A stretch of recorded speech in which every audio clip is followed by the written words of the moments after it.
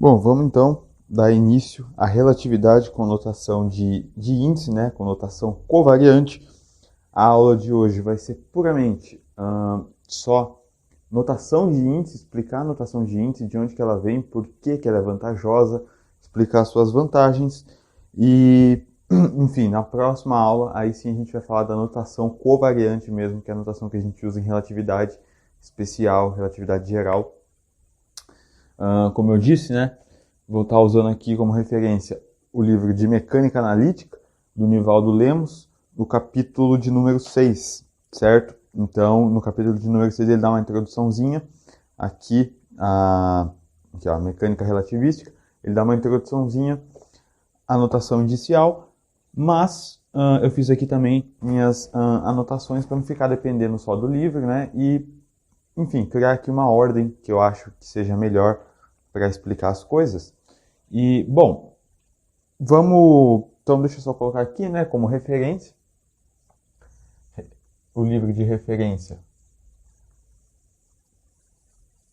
é o livro do Nivaldo Lemos, Mecânica Analítica,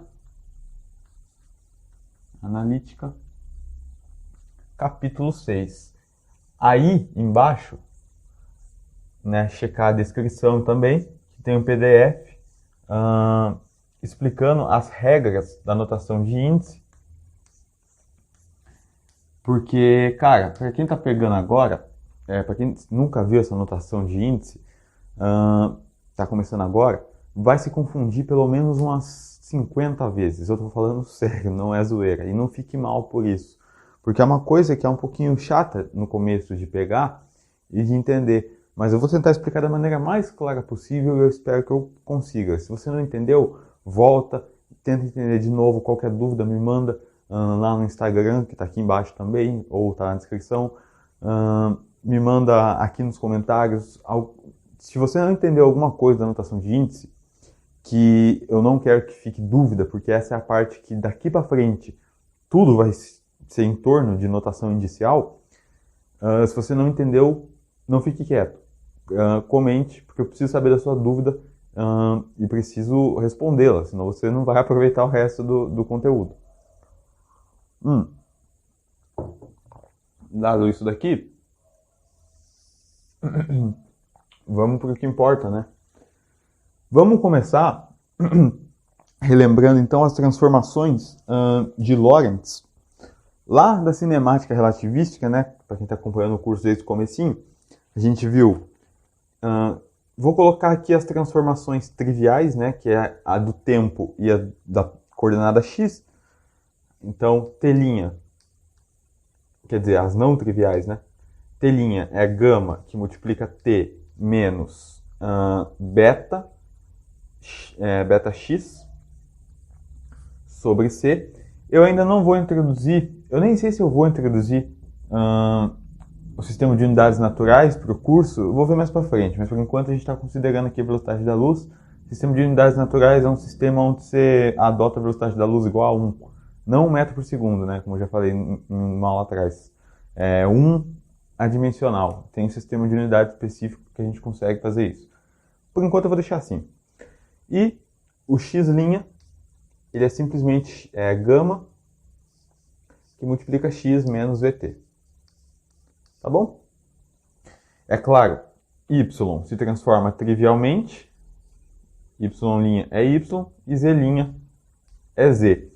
Dessa forma, a gente consegue, ao invés de ficar escrevendo coordenada por coordenada, né, que o tempo é uma coordenada do nosso espaço-tempo, a gente pode fazer o seguinte. Vamos pegar os nossos referenciais K e K'. Então aqui eu tenho o referencial K. Eu vou chamar essa posição, essa reta aqui de R, certo?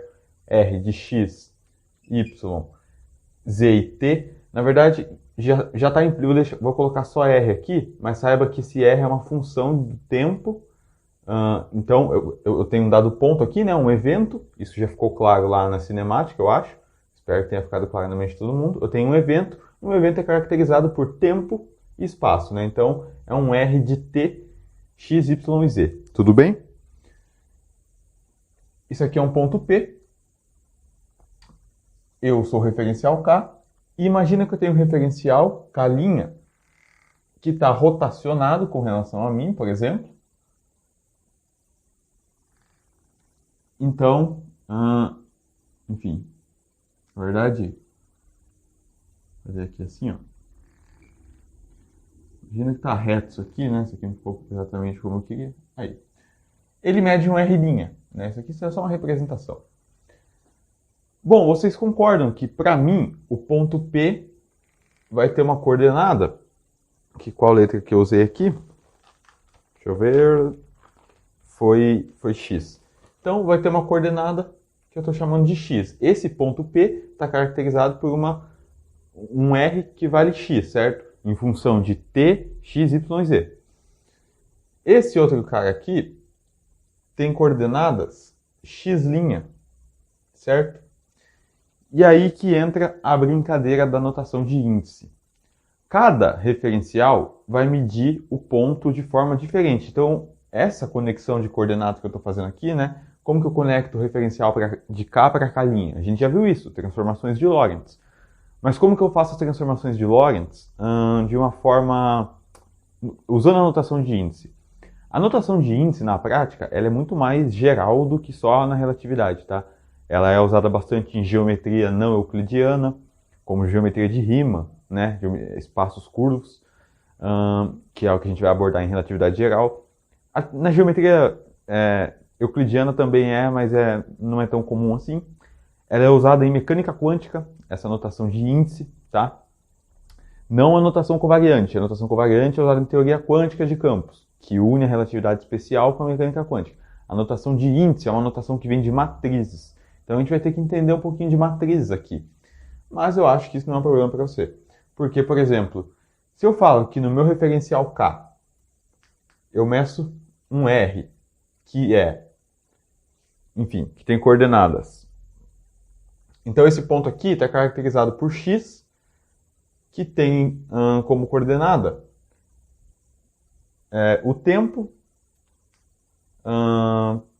T, X, Y e Z. Já o meu referencial K', ele marca um R' e no ponto P ele marca um X', que é o evento, né, P, é T', que é diferente do meu, X', Y', Z'. Eu sei como conectar essas coordenadas por transformação de Lorentz, mas eu quero dar um jeito de compactar isso. Então, vamos colocar primeiro isso aqui em forma de matriz, pode ser? Bom, eu não quero... Bom, então vamos lá, eu vou obter R' em função de R. Então, R' tem essas coordenadas. Eu vou escrever isso aqui como uma matriz coluna. Então, eu vou colocar aqui, ó, T', X', Y', Z', minha matriz, porque é um vetor, né? Eu posso escrever esse vetor desse jeito. Isso aqui é igual a uma certa matriz aqui que eu já vou explicar o que é, que me conecta com as coordenadas antigas, ou seja, as coordenadas do referencial K, que são T, X, Y e Z. Tudo bem? Quem que é essa matriz aqui? Essa matriz aqui é a matriz de transformação de Lorentz que a gente fala. É a matriz lambda. Ela tem componentes gama menos beta gama menos beta gama, gama, aqui é 0, 0, 0, é uma matriz 4x4, aqui é 1, 0, 0, 1, certo? Então a diagonal dela é gama, gama, 1, 1. Né? Por que a diagonal dela é gama, gama, 1, 1? Porque esse cara está associado ao tempo. Aí aqui aparece um gama. Esse cara está associado ao x. Aparece um gama.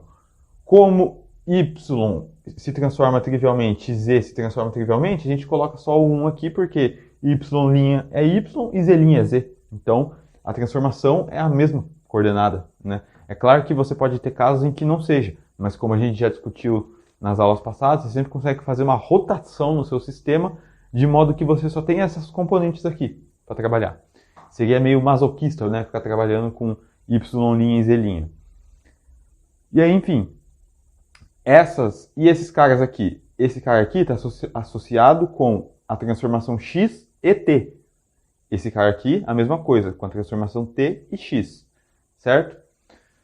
Mas enfim, em relatividade, a gente não começa contando a linha no 1. Isso daqui é a linha 0. Então é linha 0, coluna 0, tá? Então é 0, 1, 2 e 3, tá bom? Bom, como que seria isso de forma matemática? Então isso aqui é o seguinte, isso daqui é o que está aqui, tá? Eu tenho as minhas coordenadas novas, as coordenadas linhas, dado uma transformação, aqui está a matriz de transformação, e aqui as coordenadas antigas, né?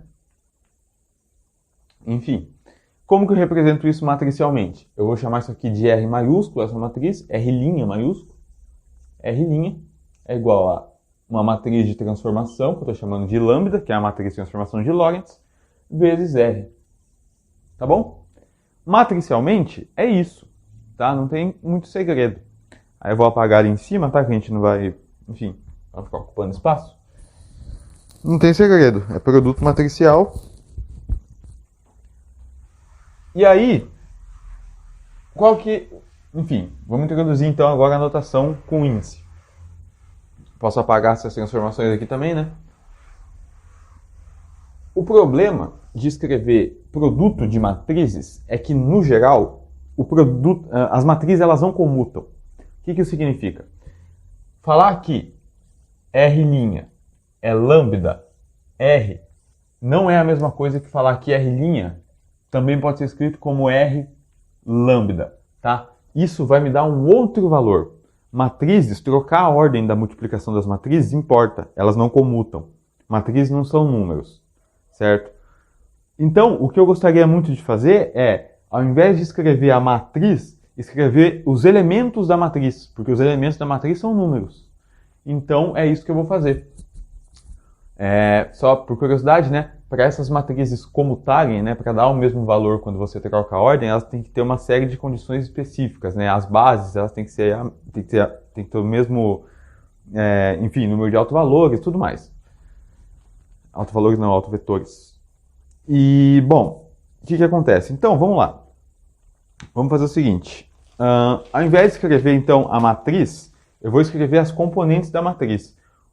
Por enquanto, eu vou chamar, então, de R'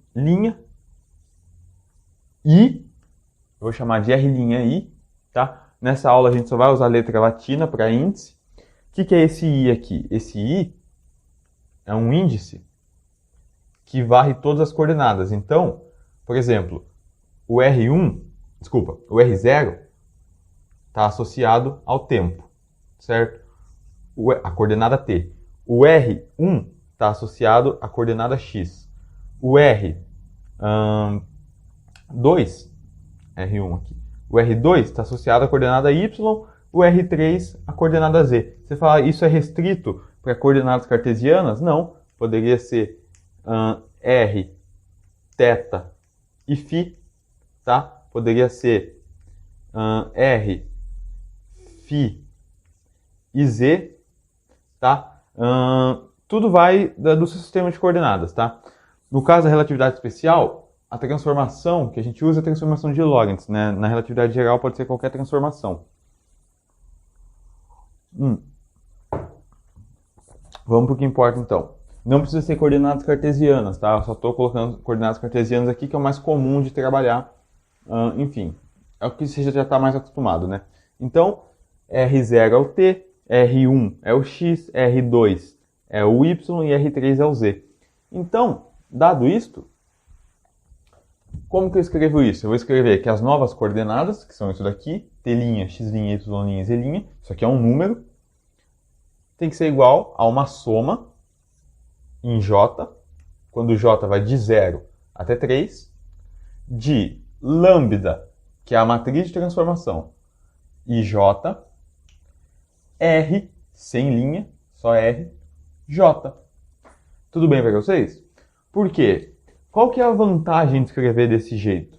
A vantagem é que agora eu não estou mais falando de matrizes. Eu estou falando de números, eu estou falando de elementos da matriz. Ri é o elemento, é o iésimo elemento da matriz R, linha. Lambda, ou melhor, IJ é o elemento de linha I, coluna J da matriz lambda. Então, eu estou pegando a posição dos elementos, que são números, certo? E números comutam. O J é o elemento número J da matriz R. No caso, qualquer um desses quatro aqui. E isso eu posso escrever também, se eu quiser, como uma soma, quando J vai de 0 até 3, de RJ, lambda e J. Por quê? Porque números comutam. Na matriz eu não posso fazer isso. Aqui eu posso trocar a ordem sem nenhum problema. Tá bom? Na prática eu tinha que aplicar o transposto aqui. Esses caras aqui eles vão estar sendo somados quando eles estão lado a lado. Tá? Só que se eu aplico o transposto aqui, isso aqui continua RJ, isso aqui vira um lambda JI, né? Porque o que é aplicar o transposto? Aplicar o transposto nada mais é do que você fazer linha virar coluna, né? Ou fazer coluna virar linha. Então eu fiz linha virar coluna. E aí para estar somando, esses caras tem que estar um do lado do outro, esses índices aqui, tá bom? E isso já, se alguém já viu aí matrizes, esse tipo de coisa, já mostra aquela ideia também que se eu tenho uma matriz A multiplicando uma matriz B e eu tiro o transposto dessa multiplicação, isso é o transposto das matrizes com a ordem trocada, né? Então isso aqui é B transposto, A transposto. Isso aqui é bem tranquilo de provar, tá? Mas como a gente não está falando disso, deixa aí. Quando você tira o transposto das matrizes, você inverte a ordem e fica B transposto, A transposto. Tá? Então, beleza. Foi exatamente o que eu fiz aqui, né? Eu tirei o transposto aqui, e aí aqui ficou RJ, e aqui ficou lambda JI. Na prática, como essa matriz aqui ela é simétrica, você pode escrever IJ ou JI, que isso não muda. A gente vai falar de tensores simétricos mais para frente, mas basicamente, quando um tensor ele é simétrico, não importa a ordem dos índices aqui. Beleza. Então, dado isto, né, eu posso escrever isso dado que isso aqui agora são números, esta é a notação indicial. Então, eu tenho aqui uma transformação de coordenadas, né? Eu estou representando a coordenada R' em função das coordenadas antigas, né? As coordenadas R, que são do referencial K. Então, eu estou representando K' em função de K. Quem faz o papel da conversão, da transformação de coordenadas, é a matriz lambda, tá bom? Algumas regrinhas aí sobre esses índices aqui, tá? Eu peguei aqui, deixar anotado, vou colocar aqui algumas regras importantes só. Então, vamos lá. Isso aqui é uma soma em J, certo? Se a soma é em J, o I ele é fixo. O que isso significa? Você não vai mexer nele, é um índice livre que a gente chama. O J é um índice mudo, tá bom? Mudo, ele está contraído aqui, né, de certa forma. Então, eu vou fixar o I pode ser o valor que você quiser. Isso aqui, abrindo essa soma, isso daqui é simplesmente lambda I 0, R0, mais lambda I1, R1, mais lambda I2, R2, mais lambda I3, R3, porque minha soma vai até 3, né? Então, acaba aqui. Essa parte, tudo que tem zero está associado com o tempo. Essas partes aqui são as partes espaciais. Tá bom? Enfim. E aí, você vai colocar o I que você quiser aqui. Se você quiser colocar o I igual a 2, então você tem que R2' é lambda 2, 0, R0, mais lambda 2, 1, R1, mais lambda 2, 2. Enfim, você está fazendo uma multiplicação de números aqui porque você está pegando elementos da matriz. Tá bom? Regrinhas dos índices aqui. O mesmo índice ele nunca pode aparecer duas vezes num produto. Então, por exemplo, você não pode ter... vamos lá. Ele pode aparecer no máximo duas vezes. Então, se você tem um CI, por exemplo, você pode escrever isso daqui como A IK XK, certo? É quase igual está aqui, né? Então, veja, o i só aparece uma vez aqui, então tem que sobrar um i desse lado. O k está sendo somado, tá? Eu já estou deixando implícito aqui uma soma, o k está sendo somado. Beleza. Eu deveria colocar somatório em k, eu esqueci. Vamos pegar letras gregas, vai? Gama AB, por exemplo. Gama AB, que multiplica uma outra matriz, lambda ABC. Quanto você acha que tem que valer isso daqui? Olha só, eu tenho A aqui, tenho A aqui, B aqui, B aqui. Isso aqui tem que ser um certo XC, certo? Tem que sobrar um índice que não está sendo usado desse lado. Esse índice aqui é livre, tá bom? Outra regrinha, quando o índice é livre, a gente pode trocar pela letra que a gente quiser, desde que ela não esteja sendo usada aqui. Então, por exemplo, se eu quiser trocar isso daqui por D, então eu troco isso aqui por D. Agora, os índices que estão fixos, eu não posso mexer neles, tá? Enfim, regrinhas aí. Então, deixa como exercício você mostrar o que é A, I, J, B, I, K, C, N, K. Isso aqui tem que ser um X com um certo índice. Eu quero saber qual é o índice que vai aparecer ali, tá bom? Basta, se você compreender essas regrinhas, enfim, isso aqui é um exercício bobinho. Vamos para o que interessa, então, porque essas regras de índice elas são importantes e vão ser importantes mais para frente também. Eu vou revisá-las de novo futuramente, mas vamos lá. Uma outra coisa. Bom, então a gente sabe como passar de um referencial para o outro, de coordenadas, né? Mas e vetores? Eu gostaria muito de saber como é que os vetores eles se transformam de um referencial para o outro. Bom, então vamos ver como que os vetores se transformam de um referencial para o outro. Será que é pela transformação de Lorentz? Bom, vamos aproveitar que está aqui a nossa imagem. Eu só vou apagar isso daqui. Apaga isso daqui. E vamos fazer o seguinte. Aí agora você vai ter que manjar um pouquinho de regra da cadeia, mas eu acho que se você está vendo relatividade especial, você sabe o que é regra da cadeia, né? Derivadas. Bom, imagina que nesse ponto P, vamos lá, eu tenho uma curva aqui, enfim, eu tenho uma curva parametrizada, uma curva beta de lambda. Lambda é o parâmetro, então ele começa aqui e termina aqui. Conforme eu vou andando nessa curva, esse lambda vai variando. E a minha curva é beta. Nesse ponto, eu tenho um vetor que é tangente à curva, certo? Na prática, é assim que a gente calcula a curvatura intrínseca, né? É você andar com o vetor de forma tangente. Bom, todos os vetores, a palavra vetor, né? Vamos lá. A palavra vetor em si, o que ela significa? Ela significa um grupo, enfim, ela é um grupo de vetores. Vetor é um elemento que está contido no espaço vetorial. Eu acho que não tem mais como resumir mais que isso, tá certo? Então, vetor é isso. É um elemento que está contido dentro de um espaço vetorial. Aqui, o que importa para a gente? Eu não tenho só um vetor aqui, eu tenho vários vetores nesse ponto. Eu posso ter um vetor que aponta para cá, eu posso ter um vetor que aponta para baixo, para cá. Eu posso ter infinitos vetores aqui. Estes infinitos vetores formam o meu espaço vetorial neste ponto.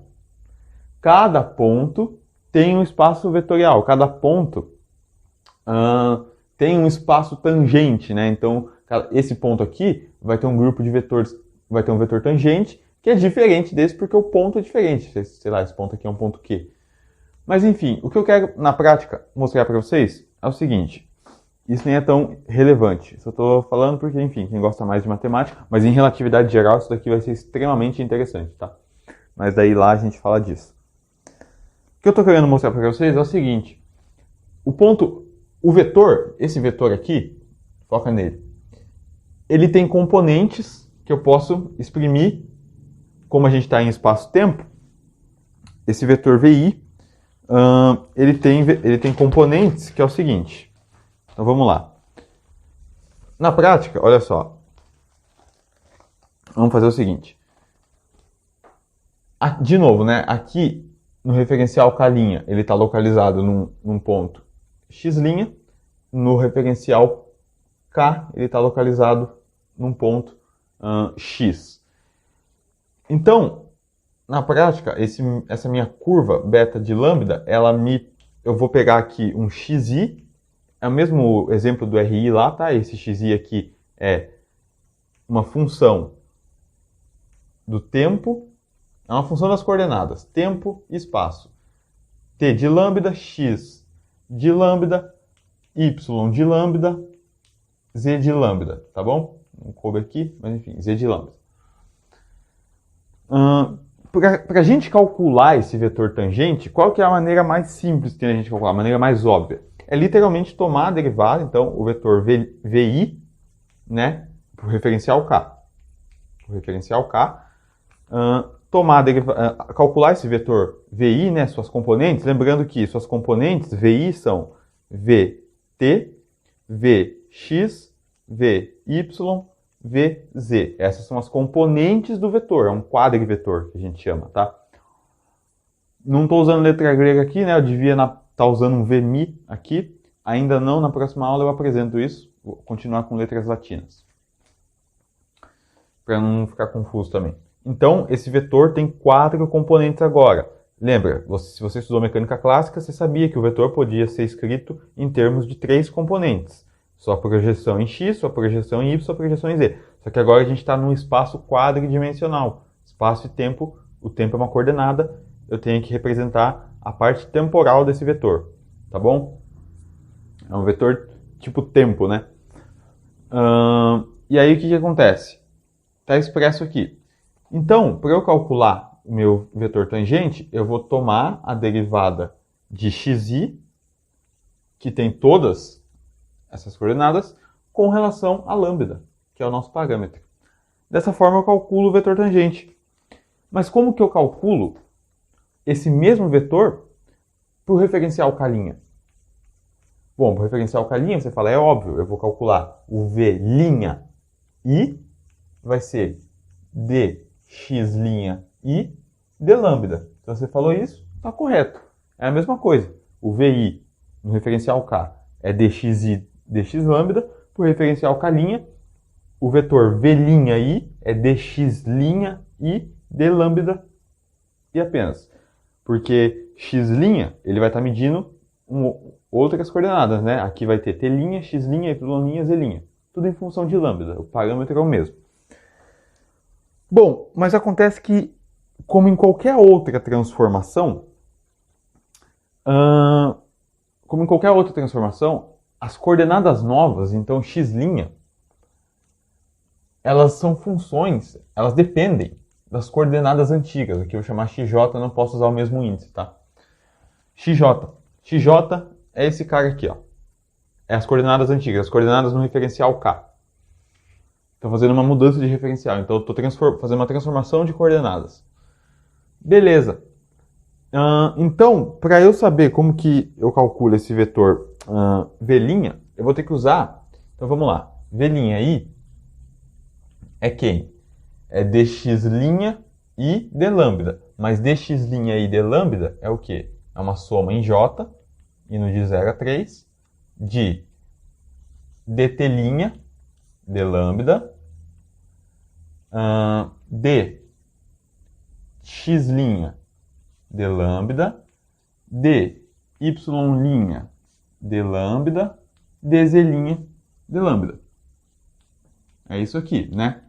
Só que t', x', y', z' são as coordenadas novas. E as coordenadas novas, elas são uma função das coordenadas antigas. Então, para eu tomar essa derivada, eu tenho que usar a regra da cadeia. E aí, na verdade, nem é tão difícil. Só fica grande demais, né? Mas isso aqui, então, vai ser uma soma, quando j vai de 0 a 3, tomando a regra da cadeia, a gente fica com derivada parcial de rho de t' em relação às coordenadas antigas, dxj, derivada total de xj com relação a t. Agora sim eu estou fazendo isso da maneira correta, porque t' é função de t, x' é função de x, então eu estou tomando uma derivada com relação às coordenadas antigas. E eu vou fazer isso para cada termo. Então, mais, nem vai caber, eu acho, dx' dx' dxj, derivada total xj com relação a x. X. Exato. Não, desculpa, com relação a lambda aqui, né? Aqui é com relação ao parâmetro. Perdão, olha eu errando aqui de bobeira. Eu vi que tinha alguma coisa estranha. Com relação ao parâmetro, tá? O parâmetro é lambda. Mais, derronde, deixa eu separar aqui, y, linha, derronde xj, derivada total xj, d, lambda. E aí, por último, derronde z' com relação às coordenadas antigas, derivada total das coordenadas antigas, d lambda. Então fica desse jeito. Só que aí você percebe que você tem dxj d lambda aqui, dxj d lambda aqui, dxj d lambda aqui. Você tem o mesmo fator em comum em todo mundo. O que você faz? Você fatora isso, obviamente. Então você fica aqui v' i. O que eu estou fazendo é calculando o vetor no referencial linha, certo? No referencial com a linha. Eu estou vendo como que os vetores se transformam. A gente já viu como que as coordenadas se transformam, né? Deixa eu até colocar aqui. Ri' se transforma por uma soma, quando j vai de 0 a 3, de lambda ij, vj. Agora a gente quer ver, isso é coordenada, tá? Isso aqui é coordenada, isso aqui é vetor. Quero saber como é que o vetor se transforma. Então fatora esse dxj d lambda. Então isso aqui vai ser uma soma em j, quando j vai de 0 a 3, de dxj d lambda, e copia os caras que estão lá dentro, né? Puta, mano, eu fiz isso aqui muito em cima. Que ódio que eu tenho. Vamos lá. Fazer aqui, ó. Fazer aqui embaixo, aqui, ó. V', i, soma, quando j vai de 0 a 3. Dxj, estou fatorando, o termo em comum, d lambda. Fatorei, vou reescrever o que está lá dentro. Derronde t', derronde xj. Mais derronde x, derronde xj. Mais derronde y, linha, x' aqui, y', derronde xj. Mais derronde z, linha, derronde xj. Fecha. Acontece que, vamos lá, o que é dxj d lambda? Dá uma olhada para cá, ó. Dá uma olhada para cá. O que é dxj d lambda? É o vetor antigo, é o vetor calculado no referencial k. É que eu não posso usar a mesma letra, porque eu estou usando i para as novas coordenadas, para as novas componentes desse vetor. Mas isso daqui é exatamente o nosso vetor antigo, o vetor calculado no referencial k. Tá bom? Então isso aqui é o nosso vj. É o mesmo cara aqui. Eu só troquei a letra, porque eu não posso usar o mesmo índice. vj. Quem que é? T', x', y', z'. Isso aqui é o que a gente está chamando de xi. Né? Então, isso daqui é um derronde. Tudo isso aqui que está dentro do parênteses é um derronde x' i com relação a dxj. Logo, nós vemos então que as transformações para um vetor é... Deixa eu escrever aqui, ó. Então, v' i, o vetor calculado, a transformação de um vetor é dada por derronde x' i, derronde xj,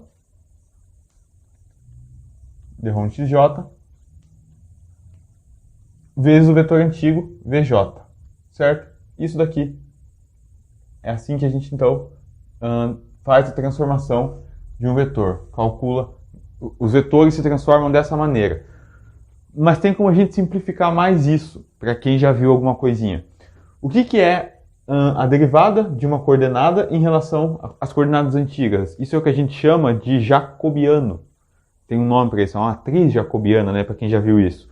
Ela é uma letrinha J, que é a derivada das novas coordenadas em relação às coordenadas antigas. E isso é exatamente a nossa transformação de Lorentz, a nossa matriz de transformação de Lorentz. lambda e j, nesse caso, tá? Necessariamente. Então, a forma mais natural de escrever a transformação vetorial, vou escrever aqui embaixo bem pequenininho, dá para vocês verem, eu acho, é v' i igual a lambda ij vj. É a mesma coisa das coordenadas. Você fala, é óbvio que tinha que ser a mesma coisa. Se as coordenadas se transformam pela transformação de Lorentz e os vetores são dados em suas componentes, né, em termos das coordenadas, eles iam se transformar pela transformação de Lorentz. Mas não é bem assim. Há vetores que não se transformam pela transformação de Lorentz. Então vamos lá. Calma para definir aqui uma coisa. Onde que eu coloquei isto? Aqui. Desculpa. Isso aqui é uma soma. Olha só. Isso aqui é uma soma, né? Aqui, esqueci de colocar o somatório. Mas isso aqui é uma soma. Em J ou em I você acha, hein? É claro que é em J, né? O I já está livre aqui. Então isso aqui é uma soma em J. Quando o J vai de 0 a 3. Por enquanto eu vou deixar explícito a soma até a gente falar da regra da soma de Einstein. De 0 a 3, de lambda e j, vj. É a mesma coisa das coordenadas, tá? Você fala, bom, é claro que isso aqui tinha que se transformar pelas transformações de Lorentz, né? E eu te digo que não, porque tem vetores que não se transformam via transformação de Lorentz. Então pausa aqui para eu definir uma coisa, que é o seguinte. Vetores que se transformam pela matriz de transformação de Lorentz, como esse, são chamados de vetores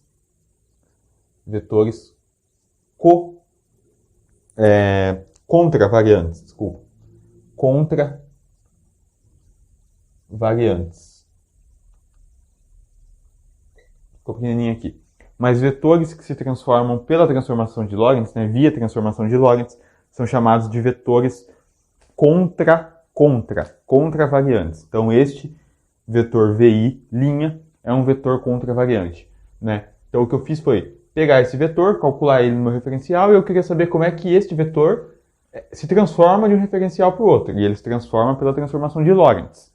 Beleza? Bom, então, um exemplo de um vetor que não se transforma via transformação de Lorentz é... todo mundo deve conhecer, né? Eu acho, essa altura do campeonato, o vetor gradiente. Então,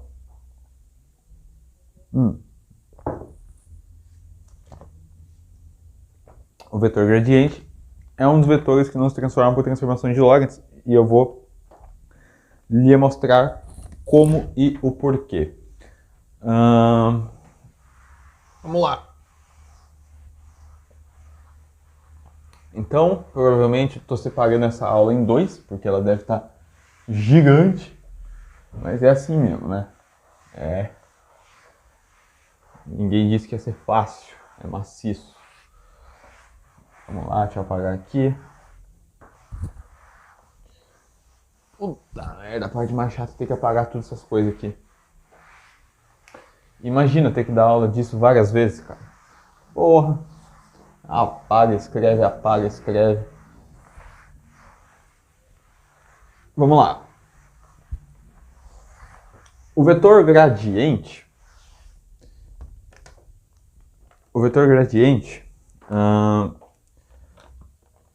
é aquele vetorzinho lá que é definido dessa forma aqui, né? Ele é...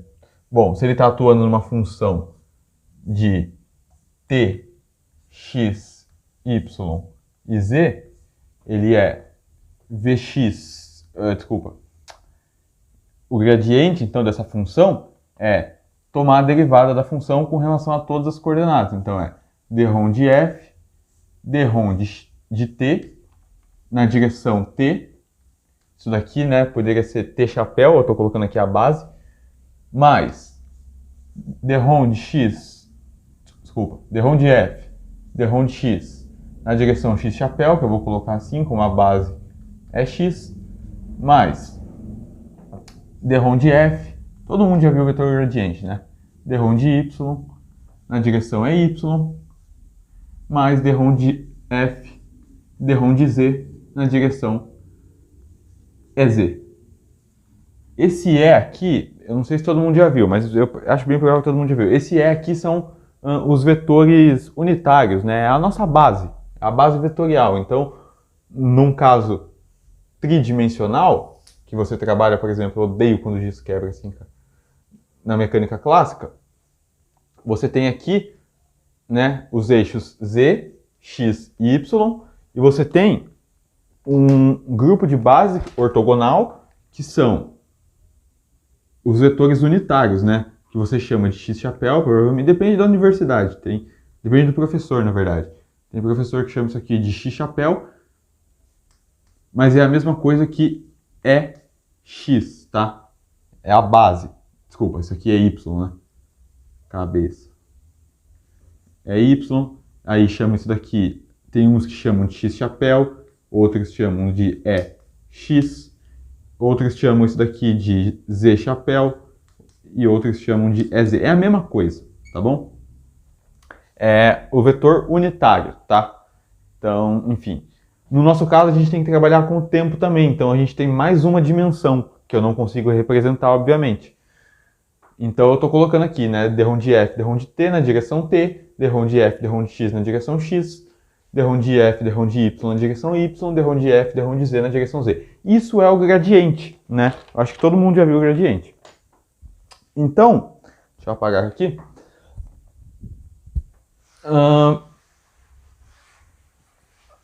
Então é o seguinte.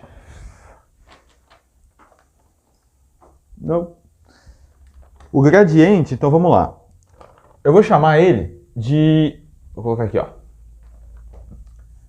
Eu vou chamar ele de ômega i. Pode ser? Ômega i é o nosso gradiente. Não vou chamar desse cara aqui com um izinho, não. Vou chamar de ômega i. Na verdade, posso até chamar ele do gradiente com um índicezinho aqui, tá? Vou fazer isso. É o nabla com índicezinho embaixo. Isso não tem nada a ver com derivada covariante, para quem está pensando, né? Já viu? Derivada covariante a gente representa geralmente assim, ou com um índice aqui, mas nada a ver. Isso aqui eu estou falando do gradiente. A gente está falando de relatividade especial, derivada covariante é só lá na relatividade geral. Então, bom, vamos lá. É o seguinte. Então, isso aqui é num dado referencial específico. É no referencial onde as minhas bases ortogonais são ET, EX, EY e EZ. São meus vetores unitários. E esse referencial eu estou chamando de K. Como que eu faço para calcular o gradiente linha no referencial K', né? Então, como que eu faço essa transformação? Eu não posso afirmar que é por transformação de Lorentz, eu tenho que testar e ver, né? Então, mesma coisa, né? Que a gente vai fazer a mesma coisa. A gente já sabe que no referencial K ele se dá dessa forma. Obviamente, no referencial K', ele vai se dar como? Ele tem que estar atuando numa função, né? Então, se ele está atuando numa função, pode ser na mesma função, agora é linha. Ele vai ser d de f, d de t, linha. Eu vou ignorar as bases aqui, tá? Mas enfim, você sabe que é na direção, enfim. d de f, d de x', mais d de f, d de y', mas se você quiser levar em consideração as bases, pode levar, tá? d de f, eu não vou ficar escrevendo para ocupar menos espaço. d de z'. Beleza?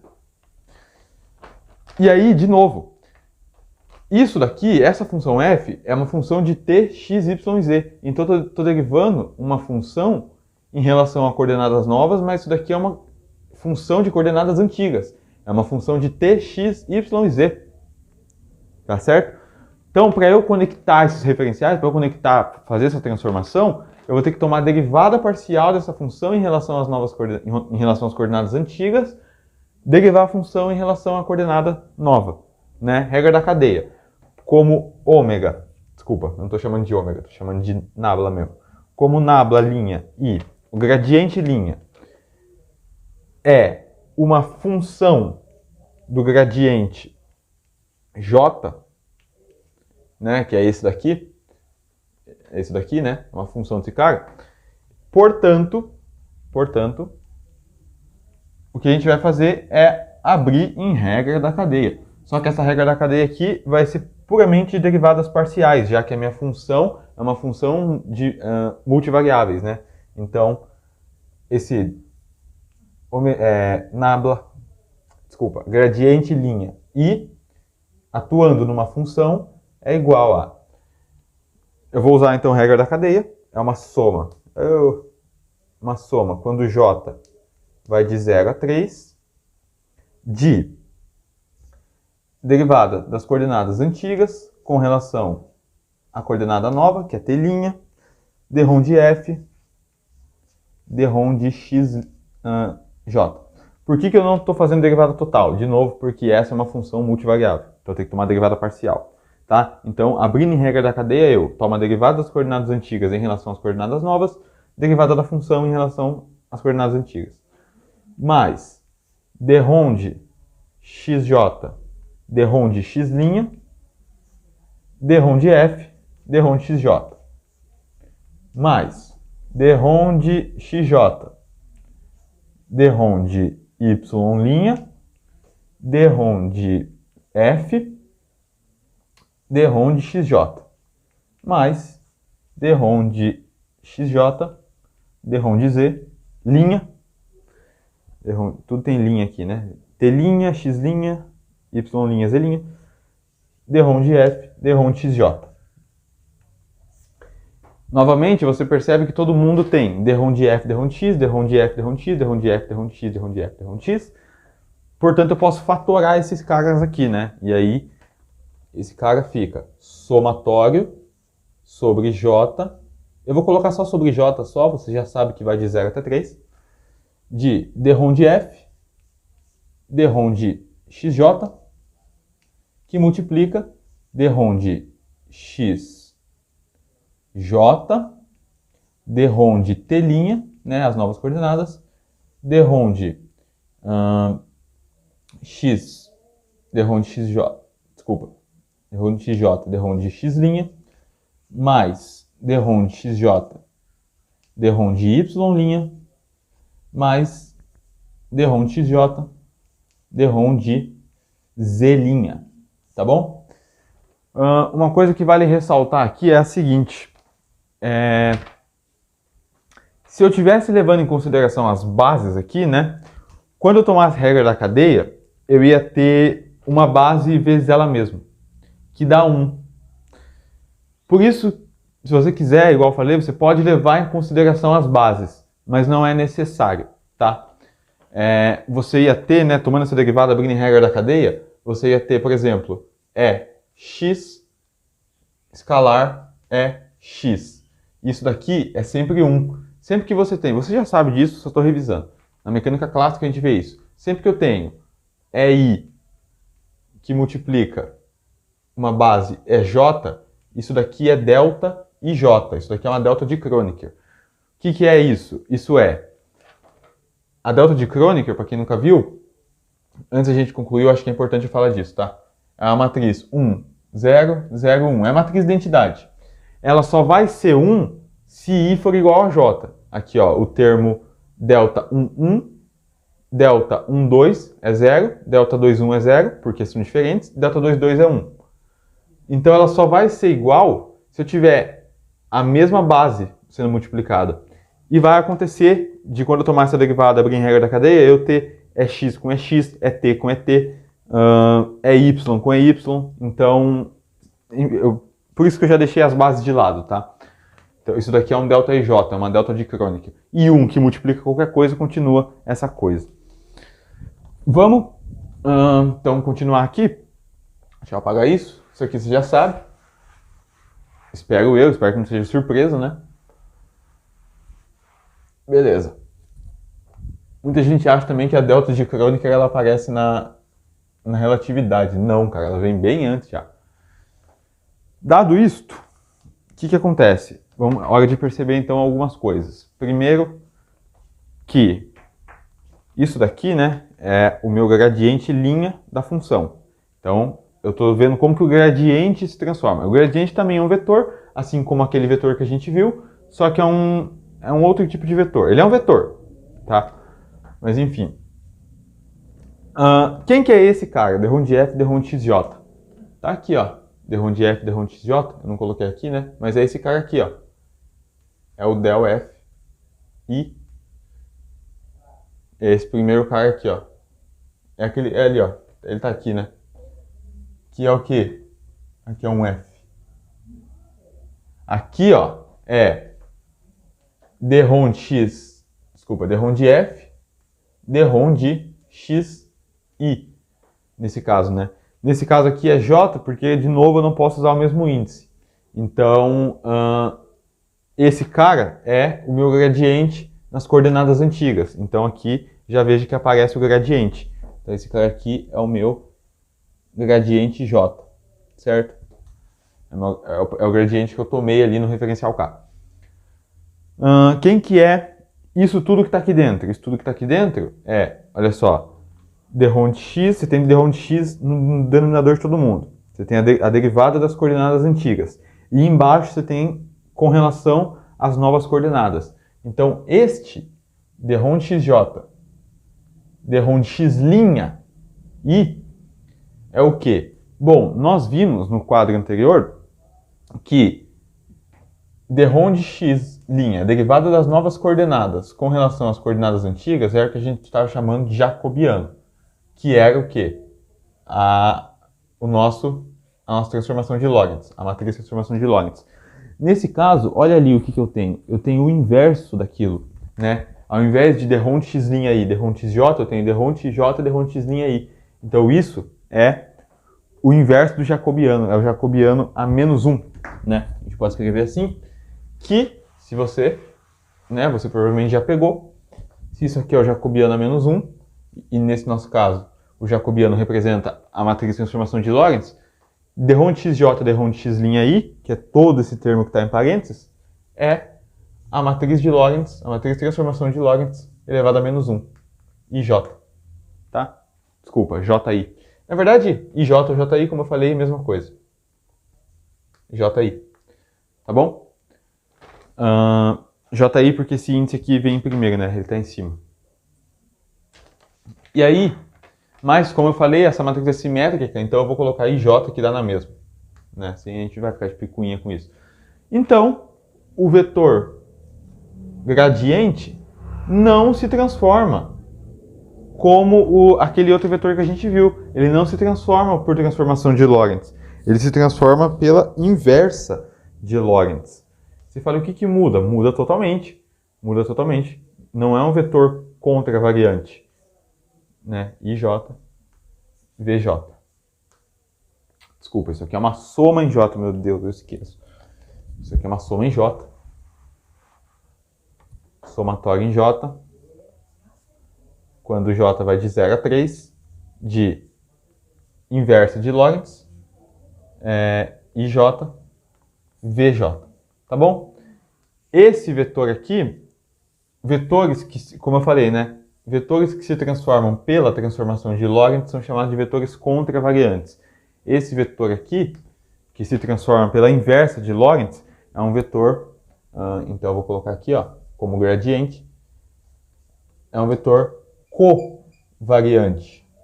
Covariante, não contravariante. Contravariante é aqueles que se transformam pela transformação de Lorentz. Vetores covariantes, aqueles que se transformam pela inversa de Lorentz, tá bom? Então, hoje era tudo que eu tinha para falar. Isso ainda não é notação covariante, isso daqui é só notação de índice, mas a gente já conseguiu ver mais ou menos como que a gente faz para transformar referenciais, né, um referencial para o outro. Na próxima aula a gente vai falar de vez, né, enfim, notação covariante, né, notação covariante para relatividade, e falar de tensores, né, explicar o que é um tensor, enfim, se der tempo talvez até falar do tensor métrico. Mas isso é para a próxima aula, então é isso, espero que você tenha gostado, valeu, falou e fui!